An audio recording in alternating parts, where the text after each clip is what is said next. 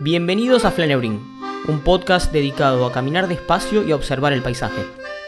En el capítulo de hoy, junto a Jorge Giacobbe, hablaremos de un tema con infinidad de aristas, la política. Analizaremos a la política actual y a sus actores principales en términos de mercado, la oferta actual, la demanda de la gente y sus características únicas, el rol de los medios y de la cultura.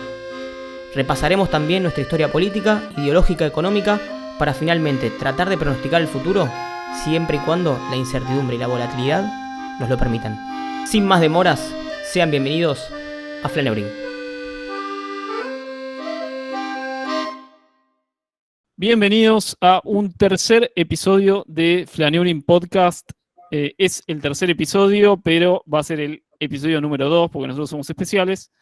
Y estoy acá con mi coequiper, Leandro Carbone. ¿Cómo andas, Lea? ¿Cómo estás, Rami? ¿Todo bien? Un placer nuevamente.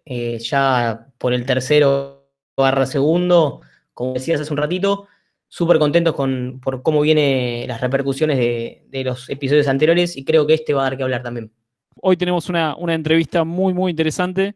Previo a eso, voy a dejar nuevamente los medios de contacto. A Lea lo encuentran como @Leandro Carbone en Instagram. También lo pueden encontrar en la cuenta de @Grupo Lift. A mí me pueden encontrar como @RamiFerrando o como @Pienso Luego Como. Y lo más importante de todo, @Flaneuring Podcast. Y si quieren comunicarse con nosotros fuera de estos medios de contacto, nos pueden mandar un mail a flaneuringpodcast@gmail.com. Bueno, hoy estamos con Jorge Giacobbe, analista político, director en Giacobbe Asociados, Opinión Pública Sociedad Anónima, una compañía que tiene más de 25 años de experiencia en encuestas e investigación de mercado. Hola Jorge, ¿cómo estás? Un gustazo que estés hoy con nosotros. ¿Qué tal? ¿Cómo están? Un gusto para mí y gracias por el espacio. Bueno, Jorge, primero que nada, sabemos que sos una de las, por lo menos desde mi punto de vista, sos una de las personas más brillantes en términos de análisis político de Argentina. Y hay una manera que tenés de explicar la política a veces que está configurada alrededor de dinámicas de mercado, ¿no? Como de una oferta y una demanda que interaccionan y de productos que vendrían a ser candidatos o políticos que vienen a satisfacer ciertas necesidades de un mercado, de esta demanda que vendrían a ser los votantes. ¿Podrías hacer un doble clic ahí y tratar de explicarnos más como desde un inicio esta dinámica de mercado en la que explicás la política? Vos sabés que en algunos países el acto de tomar un producto de una góndola y ponerlo en el carrito se llama voto. En algunos idiomas. Me parece que no es en vano. Creo que hay todo un pacatismo dentro de la ciencia política y la sociología y demás que se horroriza mucho cuando se hacen paralelismos entre el mercado y la política. Y yo, por supuesto que veo muchos, hay muchos autores que también ven lo mismo. Pero en definitiva lo que nosotros tenemos en Argentina y en otros lugares del mundo es una sociedad que tiene una necesidad o una serie de necesidades o diferentes clústeres de la sociedad que tienen diferentes necesidades y que lo que hacen es proyectar sus deseos, sus intenciones de calmar esa demanda sobre algún político que esté en esto que yo llamo la góndola de lo electoral. Y es impresionante, si vos te pones a verlo de esta manera, cómo empezás a entender la sociedad argentina como una gran máquina de utilizar políticos y también como una gran máquina de destruir políticos. Porque el político siempre, en su estructura psicopatológica, cree que llega para quedarse, cree que llega para ser redentor, cree que llega para que la gente lo adore. Y la opinión pública de lo que está dando cuenta sistemáticamente es de que los usa, que los utiliza, pero hasta te diría asquerosamente. En el 2009, por ejemplo, o en el 2013, elecciones legislativas en la provincia de Buenos Aires, nos vamos a enfrentar ahora, hago este ejemplo porque ahora nos vamos a enfrentar a una elección probablemente muy parecida y también legislativa, En el 2009 y en el 2013 lo único que le importaba a la opinión pública era expresarle su disgusto a los que estaban sentados, que en ese momento en ambos casos eran el kirchnerismo, Néstor y Cristina. Y tomó de la góndola de la política cualquier cosa, cualquier herramienta. Construyó una herramienta para matar. Y utilizó esas herramientas, en el primer caso de Narváez, en el segundo caso Sergio Massa, y mató, cumplió su tarea, calmó su demanda. Y las herramientas, ambas, después creyeron que esa opinión pública los adoraba y que los iba a llevar hacia algún otro lugar. Y la opinión pública le soltó la mano. De la misma manera que yo en mi casa tengo un problema X, abro la caja de herramientas y no todas las herramientas me sirven para ese problema. Suponete que para el problema que tengo ahora, lo que necesito es una pico del oro. ¿Ok? La uso, la pico del oro sirve, la guardo. Bien, perfecto. La semana que viene tengo otro problema. No hay nada que me garantice que la solución sea la misma. La pico del oro cree que yo la adoro. Pero en una de esas, el problema siguiente lo tengo que resolver con un martillo o lo tengo que resolver con un destornillador. Con los políticos pasa exactamente lo mismo. De Narváez, en el 2009, después de haberle ganado al principal titán de la política argentina, Néstor Kirchner, creyó que la gente lo iba a acompañar a reformar la Constitución para que un colombiano pueda ser presidente de la Argentina. ¿Entendés? Y con Sergio Massa pasó exactamente lo mismo. Y a los dos la gente le soltó la mano y le dijo, flaco, yo ya está, ya te utilicé. Te voy a interrumpir, Jorge, me interesa mucho lo que estás planteando. Creo que un poco, o sea, coincido 100% con el análisis. Me pasa también que me cuesta poner al político en el lugar de víctima. Y ahora la pregunta mía pasa por lo siguiente, digo, así como hay una especie de feedback y de retroalimentación entre generar la necesidad del mercado y cómo responde el mercado, ¿no crees que pasa un poco lo mismo con los votantes y los políticos? O sea, el político es producto de la necesidad de los votantes y a su vez también a los votantes se los manipula para que busquen determinado patrón. No sé si me explico en la pregunta. Sí, sí. Hay que hacer un asterisco importante en esto de la manipulación, porque la manipulación ya no es... Perdóname. Digo, sin connotación peyorativa, ¿eh? Es manipulación, digo, como una forma de introducir información en el sistema, punto. Sin peyorativo. Bueno, pongámoslo en términos de seducción, entonces, no de manipulación. Dale, me gusta.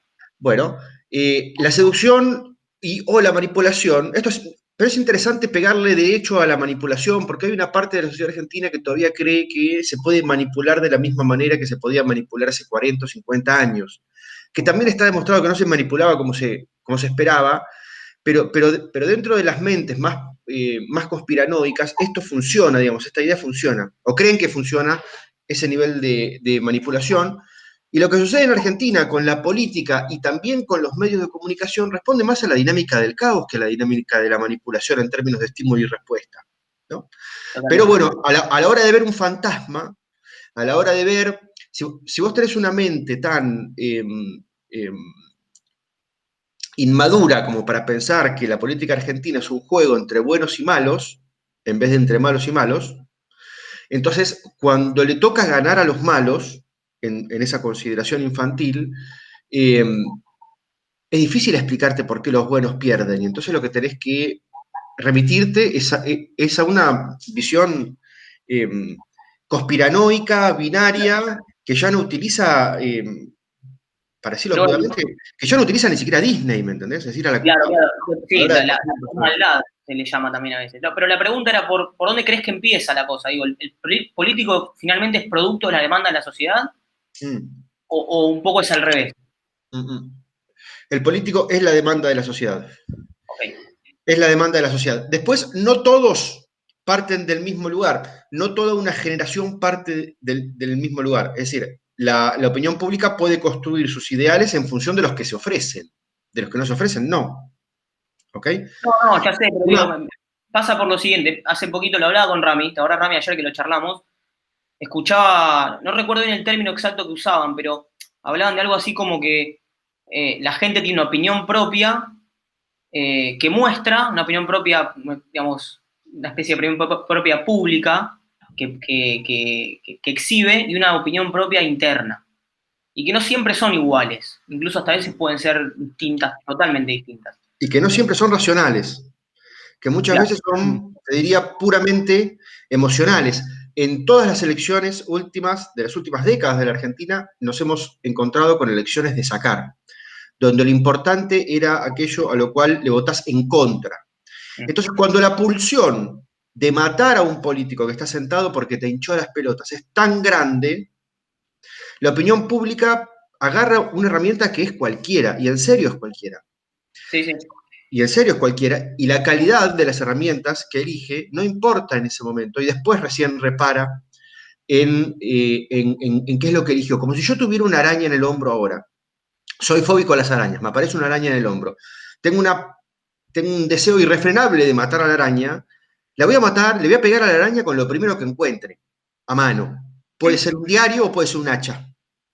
La suerte de mi hombro va a depender de cuál era la herramienta, pero yo la maté y después veo si sale sangre o no sale sangre. Eso es lo que está haciendo la opinión pública. Entonces, en definitiva, responde a la necesidad de la opinión pública de siempre matar lo que está puesto, no de la construcción de un modelo de país. En esto todavía estamos desinformados, en esto todavía no somos lo suficientemente maduros como para sentarnos a ver qué es lo que opinamos de cómo hay que construir lo que nos compete a todos. ¿Ok? ¿Siguen siendo las decisiones? Sí, siguen siendo las decisiones, pero son decisiones basadas en la bronca más que en la construcción de un modelo de país. Entonces hay como una, o sea, en esta dinámica de mercado, no es un mercado, permíteme que lo ponga de esta manera, no es un mercado absolutamente libre, porque yo puedo elegir si me quiero o no comprar una campera, pero la dinámica de la política es casi obligatoria, es decir, no puede no haber un candidato, no puede no haber alguien gobernando, aceptemos esta premisa por lo menos por ahora. Entonces yo tengo que ir y me tengo que llevar un producto de la góndola. No puedo, Sí. no puedo decidir irme sin consumir. Y a su vez, a ver, consumí muchos productos ya en mi historia y todos me decepcionaron. Y digamos, como consumidor, tendría que tener la racionalidad suficiente como para decir, es probable que si en 20 años de mercado que vengo consumiendo productos de esta categoría y me decepcionaron, es probable que el próximo que agarre me vaya a decepcionar también. Pero de algún modo, un poco en esto que decís, me creo la ilusión de que como el que tengo en casa ya está tan defectuoso, me tengo que ir a comprar uno nuevo y lo voy a tener que agarrar de la góndola. Y a su vez, vos decías, ese que está en la góndola, que se está comercializando, cree que va a ser un producto permanente de mercado, pero en realidad va a ser una edición limitada más, va a ser una de esas hamburguesas que dura 5 minutos y después la cambia por otra. Bueno, pero escúchame, Ramiro, toda esa frustración también impulsa el cambio. Lo primero que tengo para decir es lo siguiente. Cuando vos entras al supermercado, el dueño del supermercado no te dice qué productos comprar. Los productos pelean en tu mente para tratar de seducirte, pero el dueño del supermercado sí decide qué producto no compras, que es el que no está en la góndola. ¿Ok? No todos los productos están en la góndola. Y a esto voy también respecto a la pregunta anterior. Cuando la generación de ustedes tenga 55 años, que es la edad promedio de un presidente argentino al asumir, se van a tener que hacer cargo del país, quieran o no. Quieran o no. De la política, de las empresas, de los sindicatos, de la iglesia, de todo lo que tenga poder. Van a estar en la punta de la pirámide. ¿Ok? La gente que tenga que elegir en términos de política, de consumo de política, va a poder elegir solamente entre aquellos que hayan empezado a caminar el camino de la política. ¿Ok? O, ya últimamente, entre aquellos que hayan construido su prestigio en otro lugar y la sociedad los esté mirando para que salten a la política. Y ahí voy al punto, Ramiro, porque mirá qué interesante. En el siglo pasado en la Argentina fue dominado por dos partidos políticos. Y los dos entraron en desgracia, el peronismo y el radicalismo. Y eran el producto de dos sociedades, es decir, de dos tipos de cliente que ya no existen más. El peronismo como síntoma de la clase trabajadora, jornal, quincena, mameluco, fábrica, fuera de la discusión de la política, sin representación, sin derechos. Esa sociedad no existe más. Es lógico que el peronismo muera. Y el radicalismo como síntoma de una clase media aspiracional, mi hijo el doctor, autito, 15 días en Mar del Plata. ¿Ok? Muy bien. El disgusto sobre las grandes cagadas que hicieron esas dos grandes marcas, digamos, ese mercado bipartidario, generó un quiebre tan grande en el 2001 que generó otras dos grandes marcas. El kirchnerismo primero y el PRO después. Antagonistas, como siempre, la forma antagonista, la grieta no es una invención argentina, digamos, ni de este tiempo tampoco, es una forma de pensamiento humano. Ahora, si quieren, vamos a eso. Pero en definitiva, a dos partidos enormes que todavía creen que tienen un tamaño que no tienen y que tienen una importancia que no tienen, les sobrevivieron otros dos. Se quedaron viejos. Imagínense ustedes que hace 20 años que tanto el radicalismo como el peronismo no presentan su boleta solos en un cuarto oscuro. Impresionante, la boleta 2 y la boleta 3. Imagínense que el peronismo, por ejemplo, los últimos dos grandes ídolos que tiene están en blanco y negro. En blanco y negro, pero literalmente en blanco y negro. Entonces, ¿cómo el kirchnerismo no le va a robar la historia al peronismo si por lo menos les da dos héroes, también hombre y mujer, también esposo y esposa, que por lo menos están en Technicolor? Es lógico que los menores de 35 años se hayan relacionado a partir del 2001 con dos tipos que más o menos los pudieron ver vivos, o que hay un video que están vivos. ¿Ok? Muy bien. Entonces, bueno, el kirchnerismo y el PRO para reemplazar lo anterior. Y fíjense que ya han pasado 20 años y ya se empiezan a quedar viejos. Y ya la efervescencia de la juventud ni siquiera está en el kirchnerismo y en el PRO. Está, por ejemplo, en las expresiones, en las múltiples expresiones que hoy tienen discursos relacionados con la libertad. Entonces, vuelvo a lo que decía al principio. La sociedad argentina, en su enorme disgusto, en su enorme atraso, se ha convertido en una máquina de picar carne política, que come la carne política más rápido de lo que la carne se puede reproducir. Esto es impresionante. ¿Va a salir algo mejor? No lo sé, pero por lo menos está destruyendo lo anterior.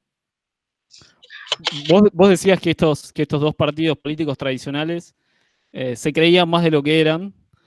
Y nosotros en el primero de nuestros capítulos hablábamos de crisis y hacíamos mención al hecho de que cuando la crisis es constante, cuando la crisis es permanente, no se llama crisis, se llama decadencia. Y un poco esto mismo que vos decís de los dos partidos también es reflejo de Argentina, de que Argentina no es lo que todos creemos o lo que quizás creemos que somos en términos de poder, de nombre, de relevancia mundial, que quizás en algún momento la tuvimos y hoy ya no la tenemos. Y con Lea un poco te queríamos llevar a que nos hagas un poco que nos pases un poco por la historia de la política argentina. Y una de las cosas ahí, te agrego un punto más, que nosotros hablábamos ayer, de que Argentina es un poco como esta fábula de la tortuga y la liebre. Argentina es la liebre que siempre tuvo los recursos, que siempre estaba este discurso de Argentina tiene todo para ser una potencia, tiene todo, y nunca lo es, o quizás en algún momento lo fue, pero ya no lo es más, descansando en esos recursos naturales, en la tierra que tenemos. Ahora después vamos a la historia de la Argentina, pero déjame contarte esta anécdota. Yo tengo un amigo de la infancia que cuando estábamos en el secundario era impresionante porque era abanderado todos los tiros. Y las notas eran 10, 10, 10, 10, era una atrás de la otra, ¿viste? Y el pibe salía de la escuela y jugaba en las inferiores de un club importantísimo, al fútbol. Y lo que corría, lo que pegaba, era una cosa impresionante. Entonces vos lo mirabas y decías, este pibe puede triunfar con el cuerpo, con la cabeza, con cualquiera de las dos inteligencias, indistintamente. Tiene todo, tiene todo. Y todo el mundo se lo decía, y los padres eran babosos y eran orgullosos, y nosotros éramos orgullosos y celosos a la vez. Y bueno, en un momento le llegó la adolescencia, y lo primero que llegó fue el cigarrillo. Y después llegó el boliche, y después llegó el resto de la joda. Y después llegó la vagancia, y después llegaron otras cosas más, y se fue a la mierda. Se fue a la recontra mierda. Y hoy es un tipo absolutamente frustrado, que tiene un laburo de mierda, que no triunfó en nada, y que, por supuesto, vive echándole la culpa a factores que son exógenos. Él no puede reconocer que la cagó, que la circunstancia le dio un montón de posibilidades, que él tenía las habilidades y no las tomó. Simplemente no las tomó. Argentina es eso. Argentina es eso. En ese grupito de 3 hermanos que teníamos con Australia y con Canadá en algún momento, nosotros somos el hijo pelotudo, el hijo que la cagó. Los otros 2 se desarrollaron, los otros 2 pusieron el esfuerzo que tenían que poner y nosotros la cagamos. Hay mucha gente que explica que no, que en realidad hubo un plan sistemático, perverso, una conspiración, donde están los templarios, los masones, los Illuminati, los reptilianos, los extraterrestres que construyeron las pirámides de Egipto para cagarnos a nosotros, y en definitiva no podemos entender que nosotros la cagamos. Y si en términos psicológicos vos no podés asumir lo que hiciste mal, no podés torcer el timón para empezar a hacer las cosas bien, porque la historia de un ser humano termina, a los 80, 85 años termina, pero la historia de un país no. Y este es un país que tiene esa frustración de la cual vos hablabas y que yo retrato en esta historia, y que tiene la posibilidad siempre, en términos de futuro, de pensar, bueno, de hacer una especie de mea culpa y decir, bueno, la cagamos, ¿cómo hacemos para empezar a enderezarla? Porque la Argentina sigue teniendo una vez cada 15 años una nueva oportunidad, le vuelve a pasar el tren y nosotros sistemáticamente negamos subirnos. Este es el nivel de frustración de los argentinos, que creemos que estamos para más, pero en realidad no estamos para más. Que creemos que tenemos problemas políticos e ideológicos cuando en el fondo lo que tenemos son problemas psicológicos. Y seguimos con el chamullo y con la masturbación intelectual de la sociología y de la politología, y en realidad lo que tenemos son problemas de índole psicológico. No Jorge, ¿por dónde crees que es el punto de inflexión? Digamos, ¿cuál es el motivo fundamental por el cual sistemáticamente dejamos pasar el tren y no nos subimos? O sea, ¿cuál es tu análisis? Yo creo que hay características que tenemos los argentinos que tienen que ver con la inmadurez para tratar lo que es de todos. Me parece que aquí tienen mucho que ver las interrupciones democráticas.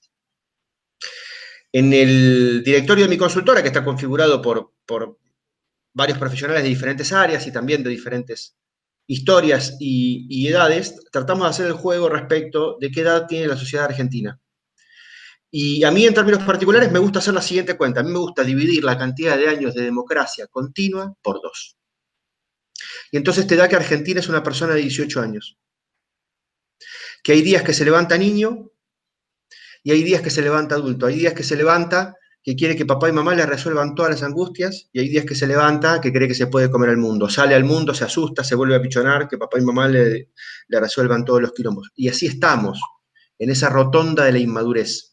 Es el momento en el cual te ganan los miedos, es el momento en el cual mirás el mundo es terrible, y te podés apichonar o podés asumir la realidad y tratar de hacer algo con esa realidad. Es el momento en el cual tenés que decidir cómo te vas a desarrollar, si vas a trabajar o si vas a estudiar, o las dos cosas. Cuánto esfuerzo le vas a poner a tu vida, si vas a ir por la banquina o no vas a ir por la banquina. Cuánto de joda y cuánto de esfuerzo. Es un momento terrible. Por eso creo que hay un problema ahí que es, por sobre todas las cosas, de inmadurez. Y volviendo a ese juego, si vos te fijas, países como Estados Unidos, y haces la misma cuenta, te dan países que tienen 100 años, digamos, con otro nivel de aplomo.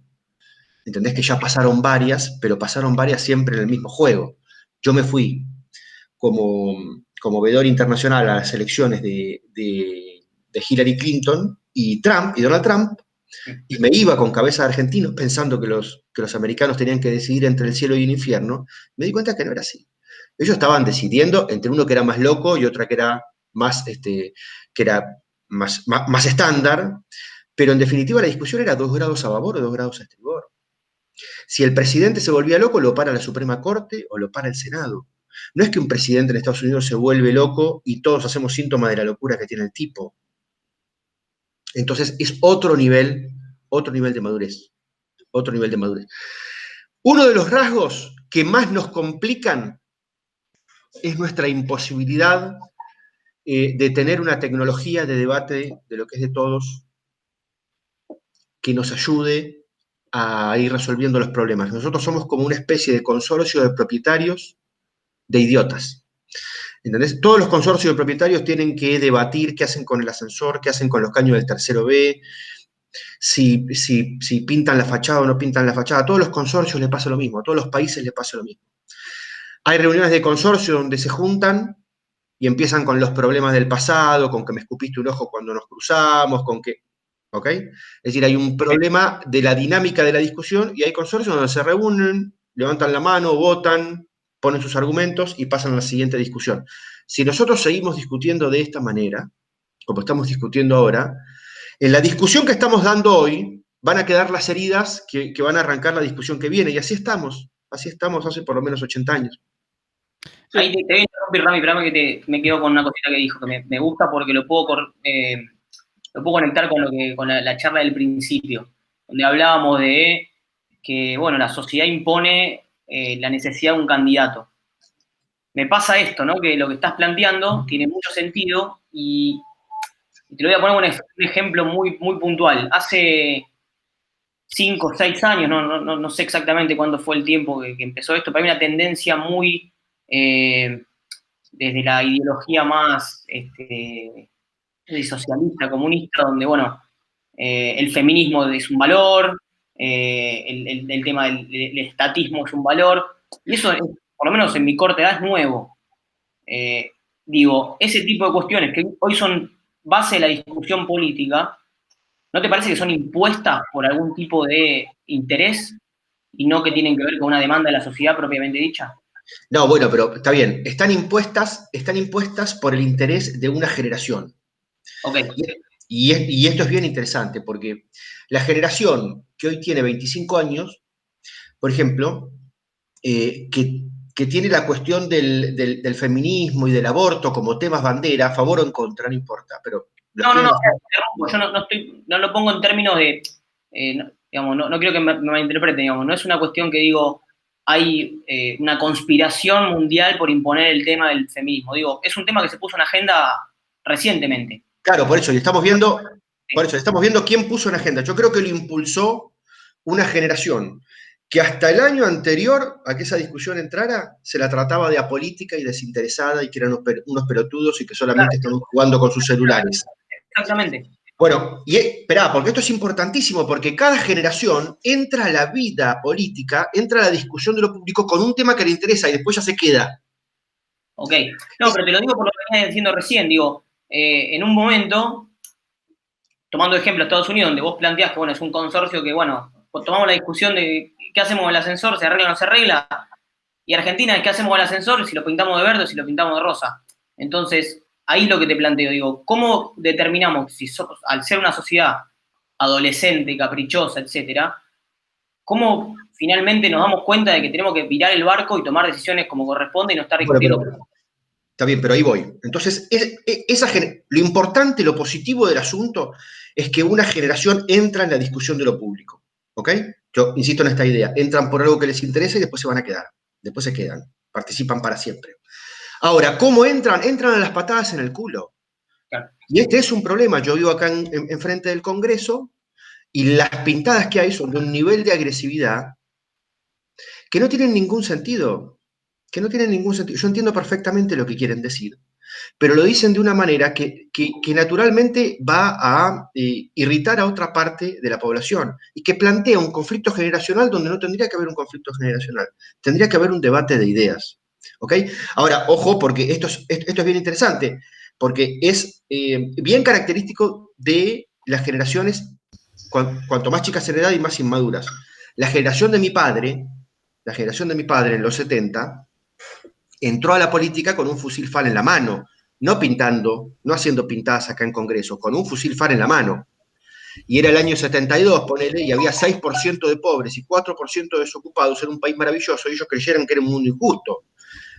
¿Ok? Y los unos y los otros se dijeron, bueno, vamos a matarnos a ver cómo resolvemos. Es decir, fíjate el nivel de locura. Bueno, hoy sigue habiendo agresividad en términos discursivos, no tanta en términos físicos. Pero voy al inicio de tu pregunta. Otra de las cuestiones que hay que ver es si la agenda de lo que hoy estamos discutiendo, por más pasional que se vuelva, es la agenda que más necesitamos. Porque los argentinos Claro. entonces estamos debatiendo feminismo, por ejemplo, pero no estamos debatiendo cómo hacemos para exportar algo que nos genere ingresos para poder repartir algo más y dejar la discusión de cómo nos seguimos organizando para ser cada vez más pobres. Y eso no lo discute nadie. Entonces, yo Totalmente. creo que todas las discusiones son válidas, creo que hay que darlas bien y creo que también en algún momento tiene que haber un orden de prioridades. Para todas las generaciones, la discusión número uno es de qué vamos a vivir. Y ahí en eso mismo, perdón Jorge, pero ahí haciendo doble clic en ese qué vamos a vivir, de qué vamos a vivir, ¿no te parece que hay como una sensación o un sentimiento del argentino medio negativo hacia el capitalismo? Y no sé si primero si lo ves, si lo identificás en tus encuestas, en tus datos, y si identificás un origen de por qué existe esta sensación negativa o esta percepción negativa hacia el capitalismo. Bueno, yo te diría que hay una sensación negativa hacia el liberalismo en términos económicos y no hacia el liberalismo en términos sociales. Los argentinos queremos ser libres, queremos hacer lo que se nos cantan los huevos, que nadie nos diga cómo tenemos que vivir nuestra vida, que nadie nos imponga nada y qué sé yo. Pero queremos que el Estado nos resuelva todas nuestras angustias. Entonces, bueno, flaco, decidite porque no es, o por lo menos en términos teóricos no es, y no ha funcionado. Tenemos como esa doble dicotomía. Creo que en el fondo hay un montón de explicaciones, cada ciencia lo explica de una manera diferente, vos tenés a la sociología que te habla siempre de esa relación que tienen los católicos respecto del dinero versus los protestantes que tienen otra relación respecto al dinero, digamos, donde hacer dinero está bien, te acerca a Dios, digamos. Creo que hay algo de culpa en ese lugar. Si lo ponemos en una de las producciones más vitales y más arraigadas en la historia de la Argentina y más importantes también para la vida actual, que es la producción del campo, vos te das cuenta perfectamente que hay una batalla cultural que no se libró. El campo hoy es el principal productor de dólares. ¿Okay? Y sin embargo, cuando nosotros salimos a encuestar sobre cómo la gente ve al campo, te das cuenta de que los argentinos los ven como si fueran unos hijos de puta. Ellos se ven a sí mismos como si fueran los bomberos voluntarios. Y la gente los ve como si fueran un barco ballenero japonés, ¿ok? Que contamina, que rocía a los niños con agrotóxicos desde un avión cuando están en el patio de la escuela, que se llevan los dólares entre 4, que en realidad no laburan un carajo porque laburan las máquinas, que dan poco empleo, que ese empleo es en negro y demás. Esta es una visión que tengo absolutamente comprobada. ¿Por qué? ¿Por qué los argentinos tienen esa visión respecto de otros países que han tenido desarrollos muy parecidos al nuestro? Por ejemplo, en Estados Unidos, la figura del farmer, que es apenas el 1% de la población de Estados Unidos, es una figura de un nivel de prestigio enorme, enorme. Y cada tipo o cada mina que quiera ser presidente en los Estados Unidos tiene que ir a arrodillarse ante los farmers durante la campaña presidencial para decirle a todo el pueblo americano que ellos están congraciados con ese sentir nacional, con ese pedazo de la población que es básico en el sentir nacional. Bueno, los argentinos esto lo hemos dado vuelta. Y lo mismo nos sucede con otras producciones, que más polémicas o menos polémicas, todas están puestas en el lugar del demonio, porque odiamos a los empresarios, porque odiamos a la minería, porque odiamos todo. Odiamos todo. Odiamos todo porque en algún lugar odiamos el éxito del otro y el fracaso propio. Odiamos todo porque nosotros éramos abanderados y jugábamos en las inferiores del club y ahora andamos boyando por la vida. Y entonces o nos odiamos a nosotros mismos o nos damos cuenta de que la cagamos o odiamos a los demás. Por supuesto que es mucho más fácil odiar a los demás. Perfecto, excelente. Una de las cosas también que de las cuales nos interesaba charlar, yo escuché a tu papá hace poco hablar de lo que estaba generando el coronavirus en los hogares, de cómo estaba cambiando la relación entre no sé, marido y mujer, padres, hijos, y cómo estaba, digamos, de algún modo modificando la psicología de las personas el encierro y la cuarentena. ¿Podrías hacer algún doble clic con eso? Sí, mira, yo celebro mucho que en esta experiencia que estamos haciendo respecto del coronavirus y de la pandemia, a la política argentina se hayan sumado las voces científicas de los médicos y de los infectólogos y demás. ¿Por qué digo esto? Porque, y a nivel mundial esto también, ¿no? Pero en Argentina en particular la política siempre es un chamullo entre abogados, ¿sabes? Siempre es un chamullo entre abogados. Y mi viejo y yo compartimos la siguiente visión. Argentina es un país que ha sido gobernado básicamente, las profesiones de los presidentes históricamente han sido militares y abogados. Y hoy no tenemos ni justicia ni seguridad. Entonces, en algún momento tendríamos que tratar de cambiar ese pH, ¿no? Porque por ahí podemos probar con un pediatra o con un psicólogo. Ahora, esa discusión en la cual felizmente entraron los infectólogos y demás, se convirtió también en una discusión donde nos dejamos dominar y donde la discusión quedó dominada por una sola ciencia, digamos.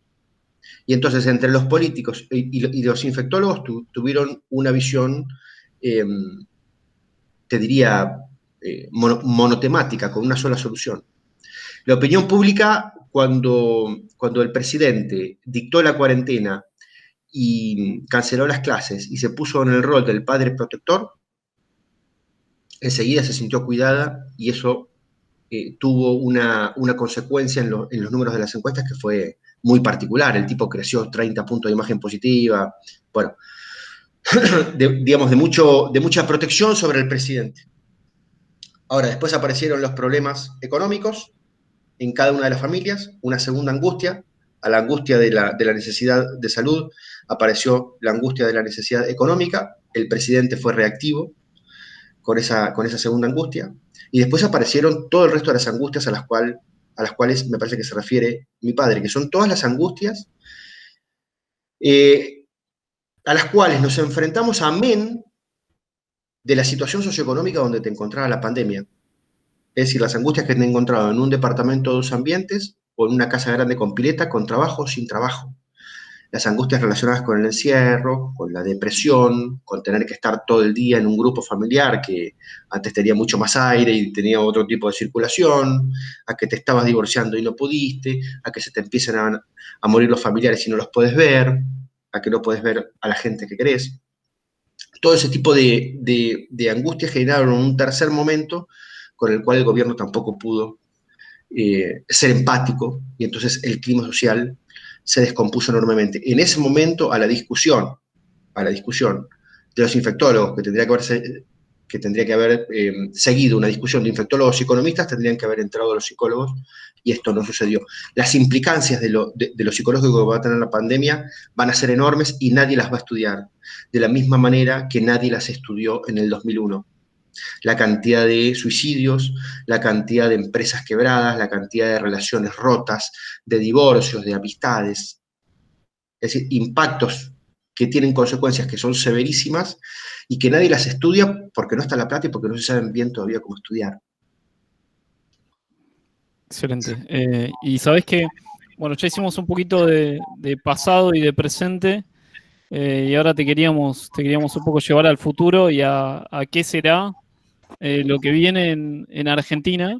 Los últimos guarismos que yo había visto en algunos estudios tuyos eran que la imagen de Alberto Fernández, corregime si me equivoco, pero ya estaba en el orden de los 35 puntos, la imagen positiva, Sí. y viene en caída desde el pico máximo que fue al comienzo o en la primera semana de la pandemia, que había incluso, si no me equivoco, superado los 60 puntos. 68. 68 puntos. Me parece natural pensar que a partir de ahora la imagen del presidente no va a tener muchas posibilidades de recuperación en vistas a una reelección. Entonces, dentro del resto de los candidatos posibles, ¿no? Del próximo potencial presidente o de la próxima potencial presidente de Argentina, ¿qué te parece que hay en el menú que efectivamente puede llegar? Puede ser un Lustó, puede ser una Vidal, puede ser un Máximo Kirchner, puede ser un Massa, puede ser un ¿Qué más te parece que hay en el menú? Bueno, a ver, en términos de números, como bien vos señalabas recién, Alberto en un momento picó a 68 puntos de imagen positiva, después empezó a descomponer y ya perdió esos 30 y un poquito más de imagen positiva y tiene más de 50 de negativa. Con la Argentina de los 3 años que falta, es muy difícil pensar que pueda haber algo que lo pueda hacer recuperar. ¿Okay? Entonces lo que empieza a suceder es que ya se empieza a configurar el público enojado, que va a necesitar, lo que hablábamos al principio, digamos, una herramienta para matar, una herramienta para cambiar. Ya tenemos 54% de argentinos diciendo que quieren que el gobierno pierda las elecciones de medio término. El tema es la angustia. El tema es la angustia. Porque cuando los argentinos se enojan, se impacientan y hay que tener las elecciones más o menos cerca para que sean realmente digamos, la válvula de escape para esa angustia. ¿Okay? Para seguir comprendiendo que cuando querés pegar un cachetazo al sistema, se lo pegás el día de las elecciones, y no de ninguna otra manera que esa. En este sentido, se vuelve a configurar el mismo escenario de las elecciones que hablábamos antes, el público opositor. Entonces ya está, y lo que está debatiendo el sistema político es qué oferta pone en la góndola para esas necesidades. Hay 54 por un lado, opositor, y 35 todavía que quiere que el gobierno gane las elecciones. También van a tener que tener oferta. Y digo lo siguiente, los dos sectores están muy complicados en términos de renovación dirigencial. El oficialismo en particular, con Cristina desgastada y con Alberto que va a terminar desgastado y con Axel Kicillof, que estando a cargo de la provincia de Buenos Aires va a terminar también muy desgastado, no tiene nada.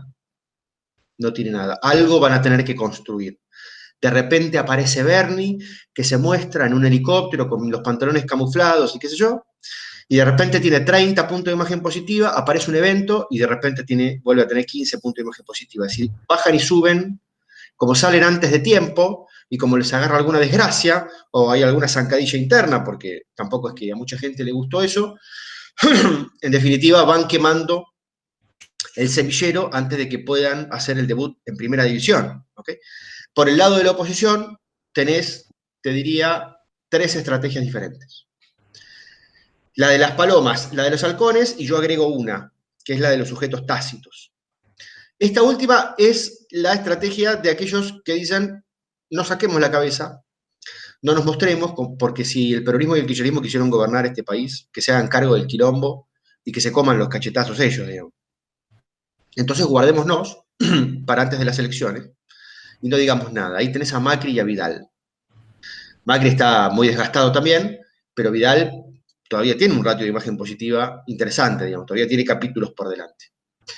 Después tenés la de los palomas, digamos, aquellos que están en un nivel ejecutivo y no pueden esconder la cabeza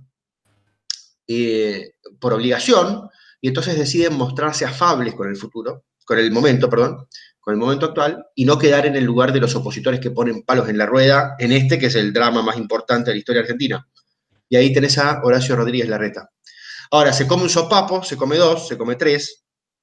Los primeros sopapos parece ser que el tipo tiene un temple de novela, que es súper calmo, que es estoico. Yo te pregunto, ¿cuántos sopapos se come hasta que la opinión pública empieza a pensar que el tipo es un flan con crema?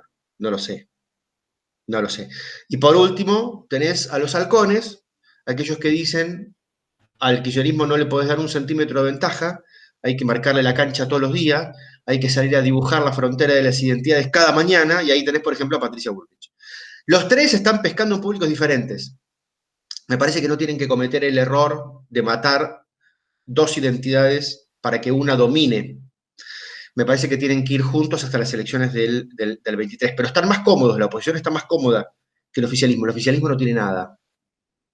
No tiene nada. Una pregunta, ¿cómo ves a los extremos? Que en Argentina electoralmente no sacan muchos votos, o las ramas nuevas del liberalismo, o incluso mismo el socialismo en el otro extremo, ¿cómo las ves en el futuro? Porque están captando, sobre todo, como siempre, público joven, público muy reactivo, y bueno, las redes son eso. Y sí. Bueno, ver tu opinión. La izquierda en la Argentina es, lo voy a decir en francés, es la bolsa de gatos de siempre, digamos. es decir, entre las 15 facciones que son, se dividen el 3% de los votos y tienen diferencias que son teóricas y que tienen 100 o 120 años, digamos. Una cosa que no tiene ningún sentido. Y han tenido momentos maravillosos, porque acordate que en las elecciones pasadas, no, sino en las anteriores, presidenciales, hubo una gran novedad, que fue que Nicolás del Caño, un pibe joven, le ganaba a Jorge Altamira las internas. Jorge Altamira era candidato a presidente de la izquierda desde 1810. Bueno, le ganó las internas y vos decís, wow, viene una izquierda renovada con un muchacho joven, qué sé yo, y cuando se plantó frente a las cámaras en el primer debate presidencial de la historia de Argentina, donde él tenía la misma cantidad de tiempo que iban a tener los que iban a sacar 40, 50% de los votos, lo que habló es de Cuba. Entonces, tuvieron una oportunidad para hacer un refresh de la izquierda y lo desaprovecharon a propósito. Bien, del otro lado, algo interesante que está pasando, y yo creo que bueno también, para la Argentina, es que los discursos liberales están saliendo de la vergüenza en la cual quedaron tras los años 70. ¿Ok? La izquierda quedó en el lugar de los muchachos sensibles, no entiendo bien por qué, porque no es justo en términos históricos, y la derecha quedó en el lugar de los insensibles, cosa que tampoco es necesariamente justo en términos históricos.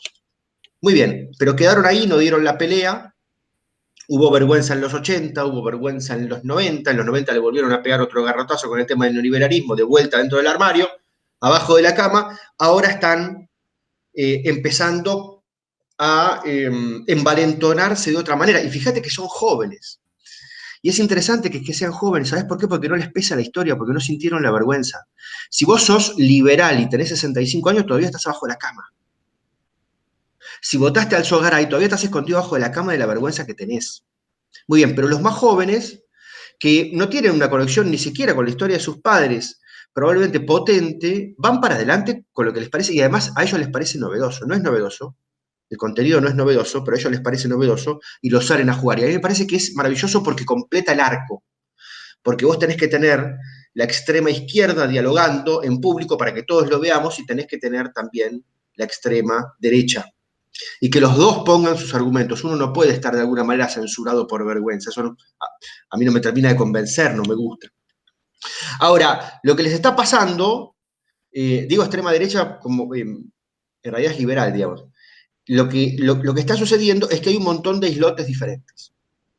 Y entonces hay islotes que son liberales, hay islotes que son liberales libertarios, hay islotes que son liberales de un discurso meramente economicista, hay liberales patrióticos, hay liberales peronistas, hay liberales de derecha, hay un montón, y cada uno tiene un personaje a la cabeza con delirios de vedetismo.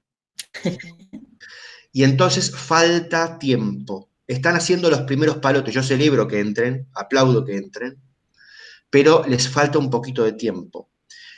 Hasta que se ordenen, hasta que entiendan que cada elección que van y cada uno presenta su partidito para sacar 1,5% de los votos y no poder poner ni siquiera el 20% de los fiscales en todas las mesas de la, hasta que se dan cuenta de que ese esfuerzo es mucho y que en algún momento van a tener que organizarse, tienen que hacer su experiencia, y está bien, pero yo lo veo como una gran noticia. ¿A vos te parece acá que puede jugar algún rol? Lo pienso así, una última cosa que dijiste, algún rol la tecnología en quitar peso o relevancia relativa de lo que llamamos el poder territorial, para que quizás este grupo político o lo que está más hacia la derecha del medio, digamos, tenga alguna capacidad de recibir votos de este 35% que hoy se lleva al kirchnerismo y que supuestamente en cierta medida se atribuye a este poder territorial que tiene el peronismo? Sí, todas las tecnologías de la comunicación, en toda la historia de la humanidad, cuando irrumpieron, cambiaron el poder. Y siempre hubo una pelea entre los apocalípticos y los integrados, ¿sabes? Es decir, había un poder establecido que tenía unas formas que eran X, y cuando apareció esa tecnología, una parte del poder anterior se pudo reformular, se pudo ayornar, y otra parte quedó culo al norte, digamos. Y pensó que haciéndolo de siempre podían conseguir los mismos resultados, y finalmente la historia termina siendo un mix entre las dos. Y cuando se llega a ese mix aparece otra, digamos. Y estoy hablando del cine, estoy hablando de la radio, estoy hablando de los diarios, estoy hablando de la televisión, y terminamos en las redes sociales. Así que llegaron para cambiar el poder. Y son cada vez más caóticos, y son cada vez menos controlados, y son cada vez menos lineales en términos de estímulo-respuesta. Y cada vez esta es una sociedad argentina que se parece menos a la anterior, donde 2 tapas de Clarín o de La Nación te volteaban un presidente, o por lo menos se creía eso, digamos, ¿okay? Es decir, por eso yo tiendo a empujar para pensar el poder como una escena de caos, digamos, más que de la manipulación de la cual hablábamos antes. Entonces, todos estos grupúsculos utilizan la comunicación para mostrarse. Hasta ahí vamos bien. Ahora, la opinión pública argentina después va a las urnas, y la mayor parte elige entre aquellos que pueden acceder al poder. Ni siquiera entre los mejores, entre aquellos que pueden acceder al poder. Ni siquiera entre los honestos, entre aquellos que pueden acceder al poder. Los argentinos no votamos a los mejores, votamos a los que pueden dominar el potro, porque la anomia es un riesgo más grande que un hijo de puta. Y esto queda bastante claro. No lo queremos asumir, en el discurso público decimos lo contrario, pero las margaritas Stolbizer en la Argentina le sirven a la población para ladrarle al poder, pero no para morderlo. No para darle el poder, sino para tratar de mejorar un poquito la mezcla, de meter a alguien honesto que pueda tocar pito cuando hay un acto de corrupción, pero no para manejar el poder. Para manejar el poder en la Argentina, en algún punto, si querés hasta en términos inconscientes, los argentinos sabemos que para manejar un país de grandes hijos de puta necesitamos un gran hijo de puta. En el medio lo idealizamos respecto de que es una gran persona, de que tiene que ver con nuestras ideologías, o que es muy moderado, o que no es muy moderado, o que es de izquierda, o que es derecha, pero en definitiva nos recostamos y nos seducen las personas que pueden dominar el escenario. Hasta que no rompamos eso, vamos a seguir teniendo esos mismos problemas. Hay una experiencia, un experimento de una habitación en la que encierran, la cuento, sé que ambos la saben, pero en la que encierran a monos, y en la que, por ejemplo, se pone una carga eléctrica en una banana, entonces un mono va a buscarla, se da una carga eléctrica, todos lo ven, y de repente van sacando a los monos uno por uno, y nadie se acerca a la banana. Entonces llega un punto en el que la habitación son todos monos nuevos, y nadie sabe por qué, pero ninguno va a buscar la banana. Entonces, como el otro no va a buscar la banana, este tampoco va a buscar la banana. Pero ninguno jamás vio que haya alguien que se haya electrocutado por agarrar la banana. Ahora, en este mismo sentido, ¿no hay algo en lo que vos decís de este miedo a la falta al no poder dominar el potro, y que el potro en realidad sea esta imagen que quizás todos tenemos en el inconsciente, pero que no sea tan real ese potro? Y bueno, claro, lo que pasa es que eso tiene que ver con la gestión de los miedos. Vos fíjate que en el 2001, recién en el 2001, los argentinos nos declaramos a ver cómo lo digo, como democráticos. No cuando recuperamos la democracia, no fue en ese momento, fue en el próximo gran quilombo, cuando ninguno de nosotros pensó en recurrir a los militares como forma de solucionar esa angustia. En el 2001 se armó un gran lío en términos económicos, sociales y políticos, y se activaron todos los paracaídas de la democracia y toda la ley de acefalía. Y nadie llamó a un cuartel militar, y si hubiera llamado a alguien a un cuartel militar del otro lado, nadie lo hubiera atendido. Ese día nos recibimos de democráticos. Ese día desaparecieron los miedos simplemente porque uno se subió y la banana no estaba más electrocutada. ¿Ok? Ahora, son experiencias que que probablemente se aprendan mediante las crisis. En algún momento, los argentinos estamos como muy curados de espanto de votar a alguien que no dé la sensación de que tiene un poder enorme como para controlar eso que vos decías antes, lo territorial y las fuerzas, y el sindicalismo, y los varones del conurbano, y los gobernadores en las provincias que son señores feudales. Bueno, algún día vamos a tener que probar de vuelta a ver si la banana está o no electrocutada. Yo lo que te digo es que hay generaciones que tienen esos miedos tan adentro que empiezan a segregar saliva, como los perros de Pavlov, ni bien empiezan a ver las circunstancias, por más que no sean la misma.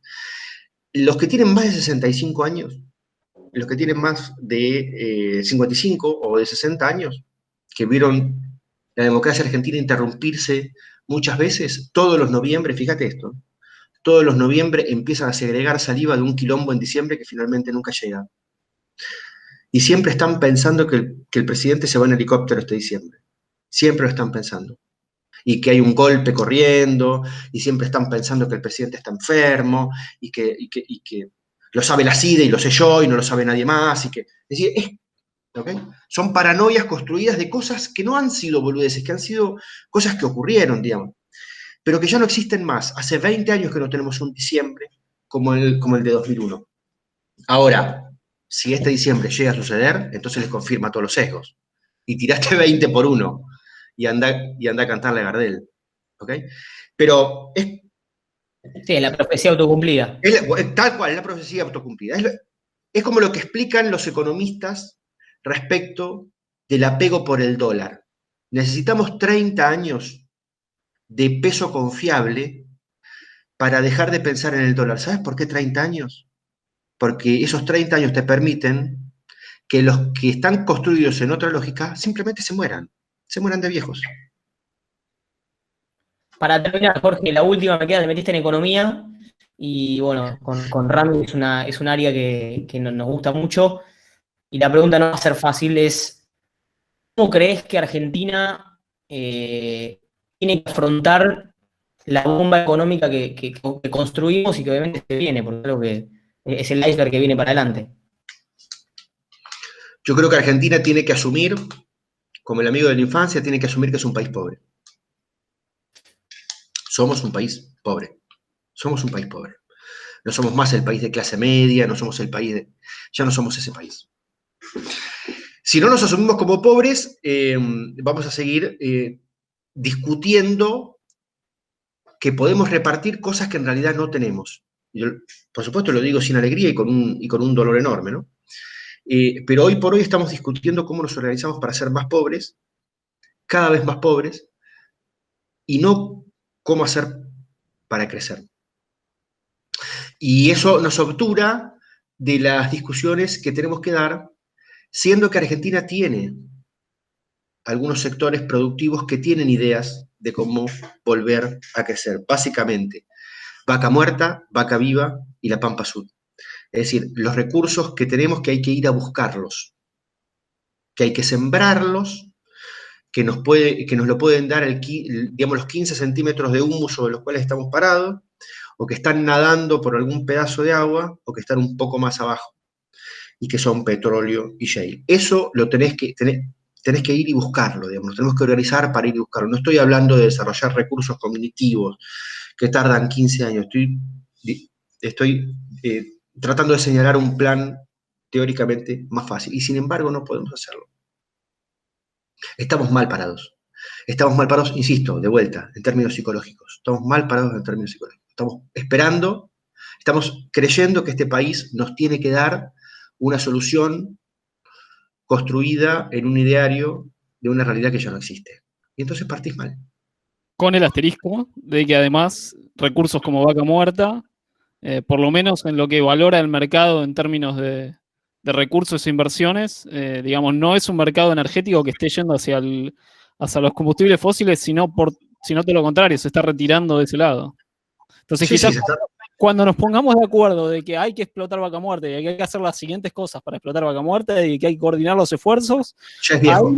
Ahí se terminó el petróleo. No, está bien, pero yo estoy hablando más bien de vaca muerta que... Sí, entendí. Sí. Cuando hablamos del proyecto energético también estamos hablando de los vientos en el sur, estamos hablando de la fuerza del agua que baja por los ríos de la cordillera. Digo, hay tecnologías renovables y no renovables. Digamos, metamos todo dentro de eso. Argentina tiene mucho para hacer, y lo que no tiene es la tecnología mental. Yo te escucho cortado. No, decía recursos en general, digo, es el ejemplo de Vaca Muerta, pero el punto es explotar recursos para poder generar un superávit, básicamente. Y bueno, pero sin embargo no podemos hacerlo. Japón, cuando perdió la Segunda Guerra Mundial, asumió que había perdido la Segunda Guerra Mundial, que lo pasaron por arriba, y la gente que tenía un mango mandaron a generaciones y generaciones de chicos a estudiar a todo el mundo y los trajeron de vuelta para traerse todo el conocimiento del mundo. Y a los 30 años estaban exportando software y tecnología. Bien. Jorge Giacobbe, analista político, una de las mentes más brillantes de la esfera pública argentina, por lo menos para mí, sin lugar a dudas. Bueno, ahí tenés que ir al psicólogo ya. Te agradecemos un montón haber estado con nosotros hoy. Fue un placer enorme para los dos. Tanto para ella para mí. Es un gustazo haber hablado con vos. Les mando un abrazo grande. Un abrazo grande. Y Lea, así se nos va el tercer capítulo de Flaneuring. Les recuerdo que nos pueden encontrar en @Leandro Carbone en Instagram, @Flaneuring Podcast. Y a mí me encuentran como @RamiFerrando. Y será hasta la próxima, Lea. Hasta la próxima. Jorge, nuevamente un placer. Y bueno, quedará para los foros y canales de comunicación seguir el debate. Y les dejo este país a ustedes que son más jóvenes que yo y arréglense.